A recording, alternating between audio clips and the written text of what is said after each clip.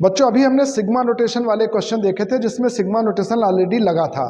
अब क्या होता है, कभी कभी सिग्मा नोटेशन लगा के हमें ही लिखना पड़ता है।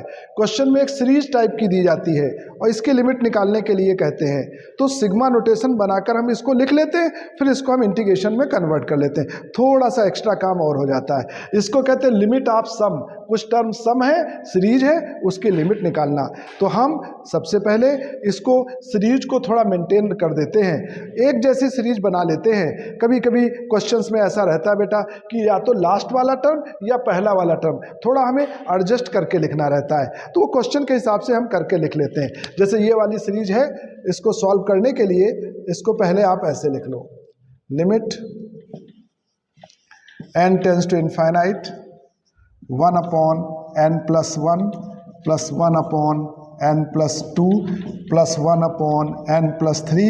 अब बच्चों सिस्टमेटिक समझ में आ रहा है, यहाँ n प्लस 1 है, यहाँ n प्लस 2 है, यहाँ n प्लस 3 है, तो लास्ट में भी n प्लस होना चाहिए।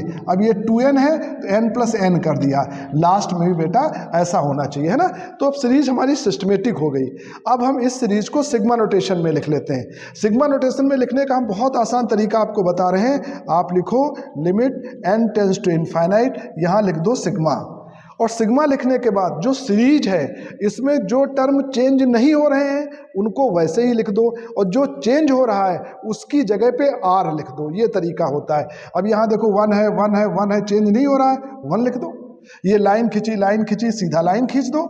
यहाँ n है n लिख दो। यहाँ प्लस है प्लस लिख दो।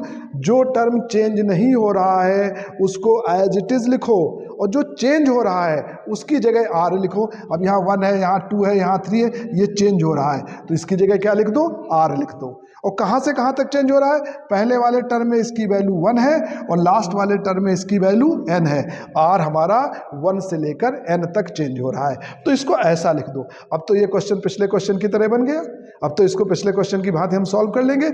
अब इसको आप ऐसा लिख लो, limit n tends to infinite 1 upon n की मैंने कहा था बाहर व्यवस्था कर लो, तो ये 1 अपॉन n की व्यवस्था हो गई।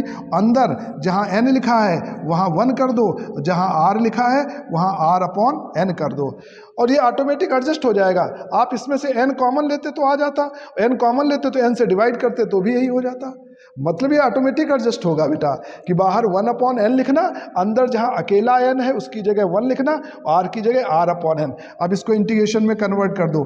ये इसकी जगह इंटीग्रेशन का sign 1 upon 1 plus r upon n की जगह x और 1 अपॉन n की जगह dx। लोअर लिमिट 0 होगी, इसका कोएफिशिएंट 1 है तो अपर लिमिट 1 होगी। अब इसका इंटीग्रेशन निकाल लो, तो इसका इंटीग्रेशन होगा log of 1 plus x. Okay, limit हो जाएगी हमारी 0 से 1। लिमिट रखेंगे, एक बार 1 रखेंगे तो 1 प्लस 1 log 2 होगा, और एक बार हम 0 रखेंगे तो log 1 आएगा, तो ये log 2 हो जाएगा। log 1 की वैल्यू तो 0 होती, यानी इस प्रश्न का आंसर log 2 के बराबर होगा। ये जो सीरीज दी गई थी इसका आंसर हमारा log 2 के बराबर होगा।